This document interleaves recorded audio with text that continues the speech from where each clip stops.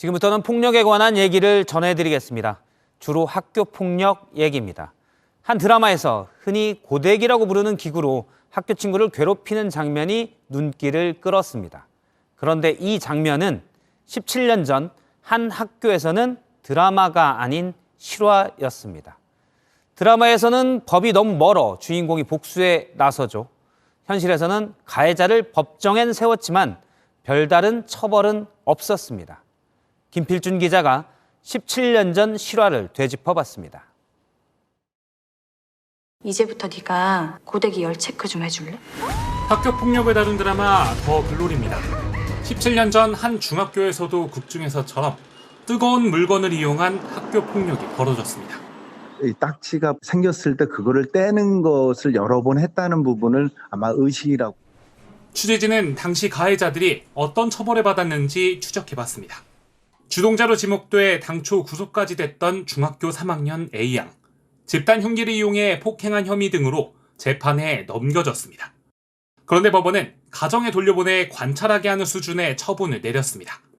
법원이 내릴 수 있는 7가지 보호 처분 중 소년원 단기, 장기 송치 등 징역형과 비슷한 처분이 있는데 법원은 가해자들에게 부모님이나 법무부 보호관찰관으로부터 주기적으로 점검을 받는 수준의 처분을 내렸습니다. 이 처분은 그대로 확정됐고 가해자들에겐 전과도 남지 않았습니다. 드라마와 달리 현실에선 재판은 받았지만 별다른 처벌이 없었던 건 결과적으로 같았습니다. 해당 법원 측은 당시 초범이었던 점 등을 고려해 내린 결정으로 보인다고 설명했습니다. JTBC 김필준입니다. 학교 폭력 피해자의 절반가량은 지금이라도 가해자가 대가를 치르길 바랬습니다. 그만큼 당시의 상처가 깊고 오래 간다는 의미입니다. 드라마의 주인공도 마찬가지였죠. 그런데 복수 대신 비슷한 피해를 당한 사람들을 돕기로 한 사람도 있었습니다. 김한수 기자가 만나봤습니다. 25살의 김시원 씨는 허리를 크게 다쳐 군에 입대하지 못했습니다. 고등학교 2학년 때 같은 반 학생들이 자신과 가족을 모욕하는 등 지속적으로 괴롭히자 저를 마리오네트 장난감으로 생각했다는 것을 그때 알게 되고 교과서에 메모를 남기고 교실에서 극단적인 시도를 했기 때문입니다. 계속 원망스럽죠. 계속 원망스럽고 어제처럼 계속 생각도 나고.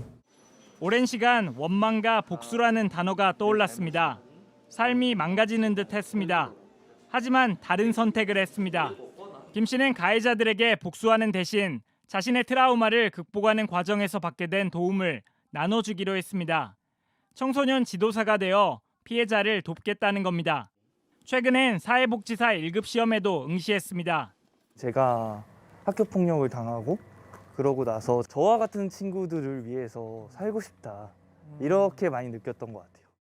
한 시민단체가 성인 1000명을 대상으로 조사해보니 절반 가까운 사람들이 가해자의 과거를 폭로해 대가를 치르게 하고 싶다고 답했습니다. 그 이후로 정신적 고통이 지속되고 있다는 점 등을 들었습니다. JTBC 김한수입니다.